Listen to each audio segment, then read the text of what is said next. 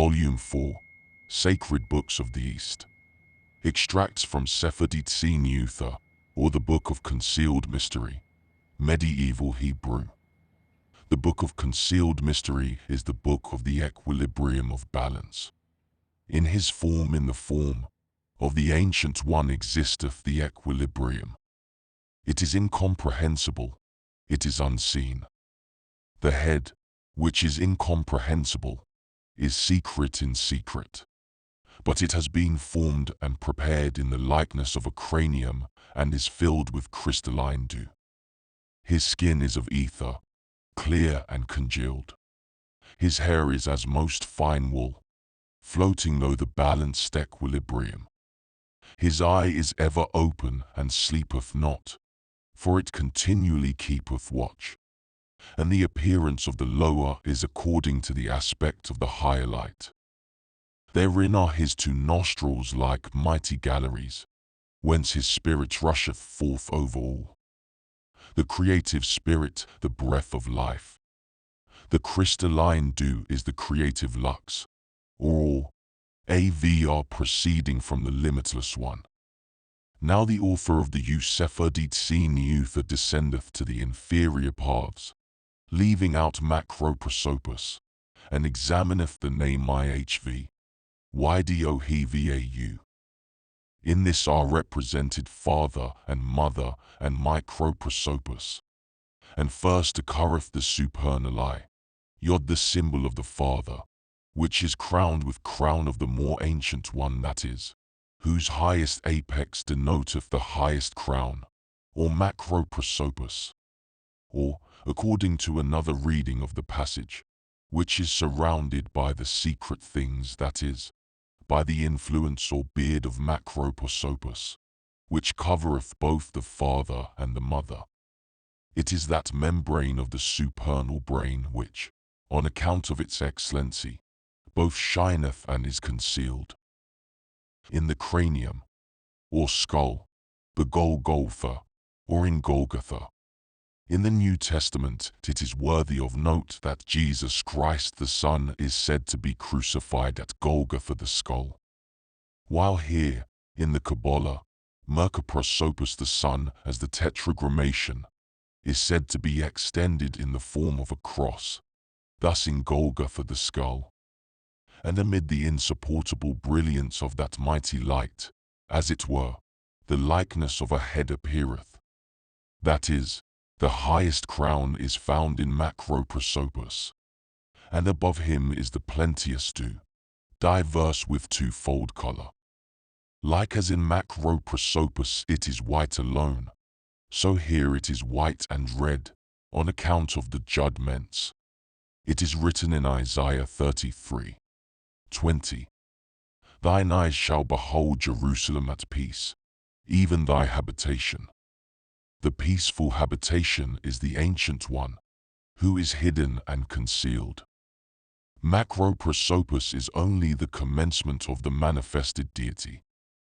And when a man wisheth to utter his prayers rightly before his Lord, and his lips move themselves in this manner, his invocations, rising upward from him, for the purpose of magnifying the majesty of his Lord, unto the place of abundance of pure water, where the depth of that fountain riseth and floweth forth, that is understanding emanating from wisdom.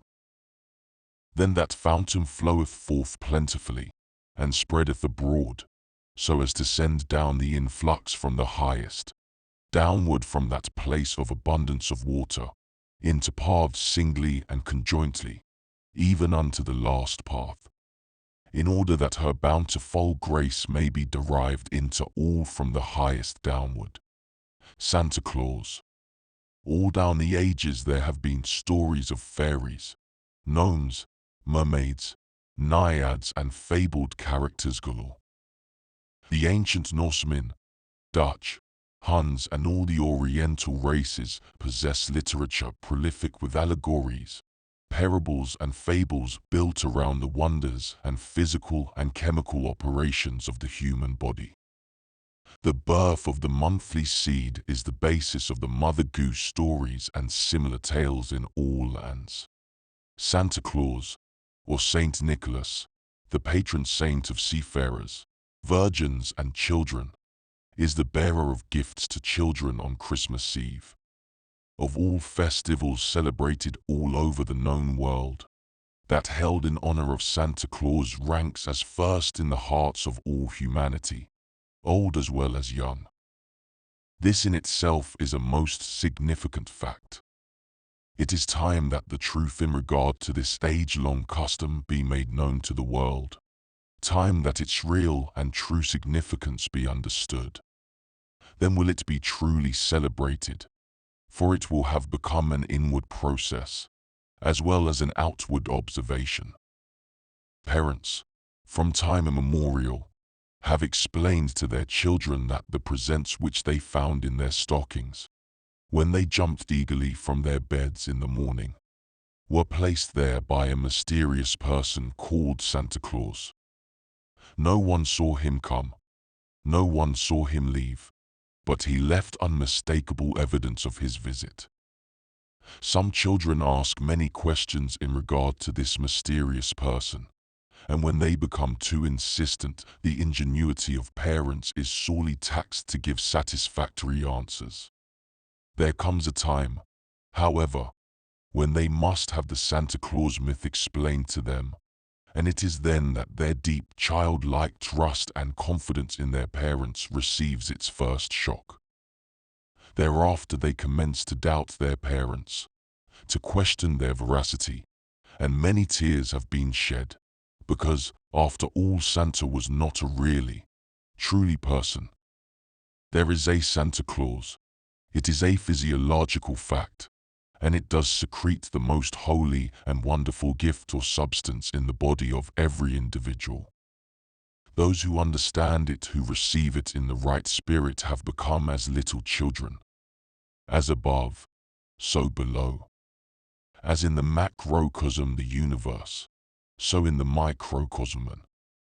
Can anyone think for one moment that the parables, fables, allegories and myths that have come down to us through the ages have no basic foundation?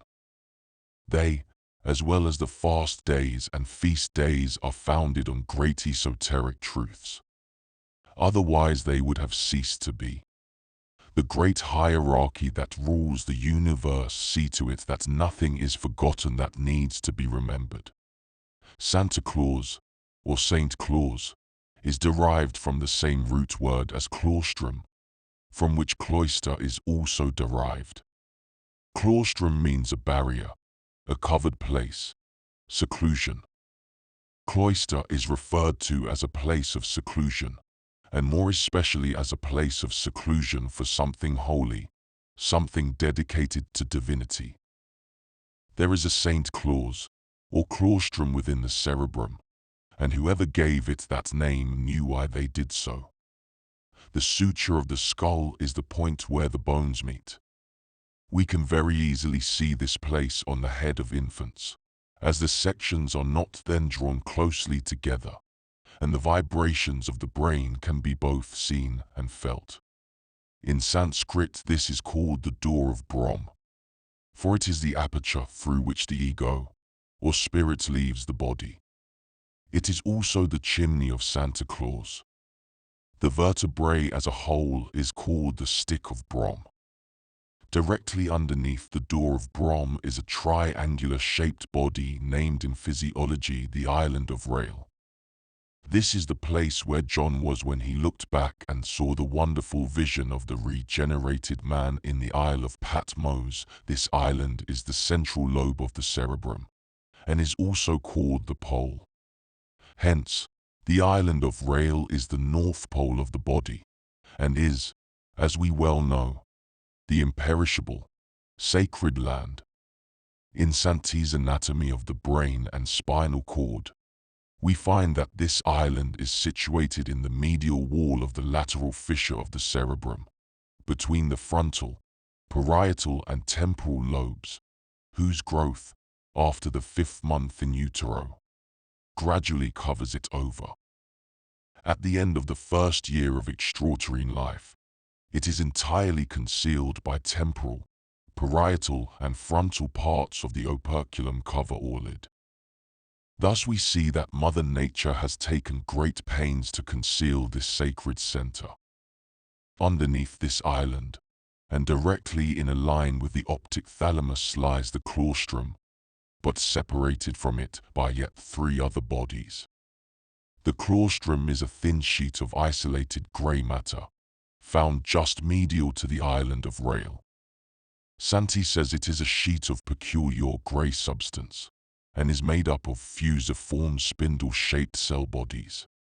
It is from this claustrum that contains yellow substance within its outer greyish exterior that the wonderful, priceless oil is formed that flows down into the olivary fasciculus, descending with the rubrospinal tract through the reticular formation in the pons and medulla to the lateral column of the spinal cord. It terminates in the grey matter of the spinal cord, probably giving off collaterals to corresponding nuclei in the brainstem. Santi. This is the oil, the precious gift of which the Bible speaks. Thou anointest my head with oil. And not only is there oil manufactured within this special laboratory of the brain, but there is actually an olive tree, which bears actual olives so named in any anatomy. The 2 olives are 2 infinitesimal eminences on either side of the medulla, with the pyramid between. They are 1/2 inch in length. It is found well developed only in the higher mammals. They are relay Santi stations between the cerebrum and the cerebellum, and between the spinal cord and the cerebellum. This oil is the most sacred substance in the body. It is the quintessence of gold, the gold of offer, most truly a rare gift. Globules of oil are found in the vital fluid, the semen, and when the prodigal son has wasted his substance, he finds that it takes a long time to replace the deficiency and make good the looted bank account. This wonderful oil is the secret work of the Immaculate Virgin, Mary or Mare, represented by the sign Virgo. In chemistry we find that sulfate of potassium is the mineral salt, which, uniting with sulfur and oxygen, manufactures the oil. We find that this salt also crystallizes out from the mother liquors of seawater and salt springs. People born under the sign Virgo, if they have become deficient in this salt, suffer from dryness of the skin and baldness. We can also understand why draining of the vital fluid, living in excesses, will also produce baldness. If there were no oil in the body, the skin would become harsh and dry.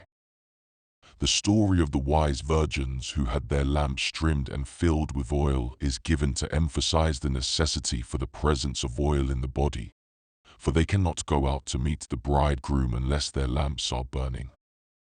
The Lamb is the lamp thereof.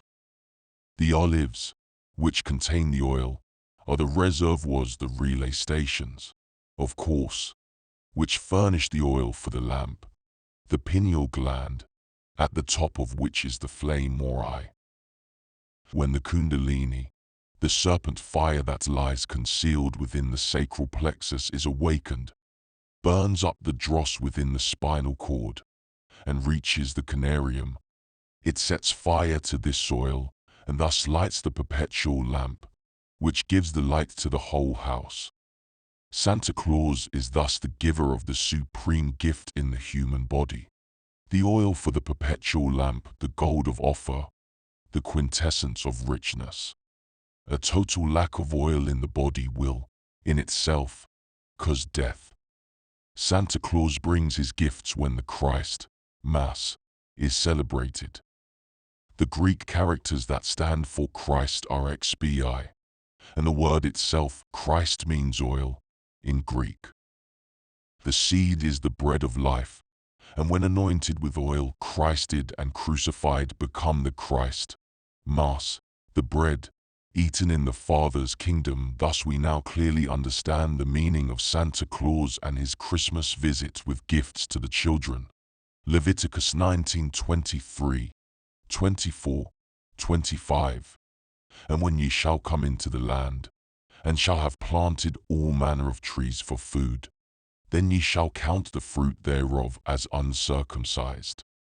3 years shall it be as uncircumcised unto you. It shall not be eaten of. But in the 4th year all the fruit thereof shall be holy, to praise the Lord withal. And in the 5th year shall ye eat of the fruit thereof, that it may yield unto you the increase thereof. I am the Lord, your God. Deuteronomy 14:22-24. Thou shalt truly tithe all the increase of thy seed that the field bringeth forth year by year. And thou shalt eat before the Lord thy God, in the place which he shall choose to place his name there, the tithe of thy corn, of thy wine, and of thine oil, and the firstlings of thy flocks, that thou mayest learn to fear the Lord thy God always. We find that in 1 year there are 12 moons and a fraction equal to just about 1/3. Therefore, it would require just 3 years to make an extra moon or month. This is where leap year comes in, as at that time there was great rejoicing. For at the end of 3 years all the tithes were gathered and laid up within the gates. This represents the seed of the field, one seed being saved every month. And at the end of the 3 years, if all seeds have been saved, there would be 36, and, with the extra month added, would make a total of 37 seeds. As 7 represents or stands for the conqueror, we can easily see that there is some special significance in this 37th seed, and also a great significance to the 4th year. The seed born at this time must have some special function to perform in the physiological economy, and must be the seed which begins to lay the foundation of the temple. For the seeds that are saved for 3 years complete a certain process in the body if all are saved during that time. So that, with the beginning of the 4th year, a special and most wonderful process begins.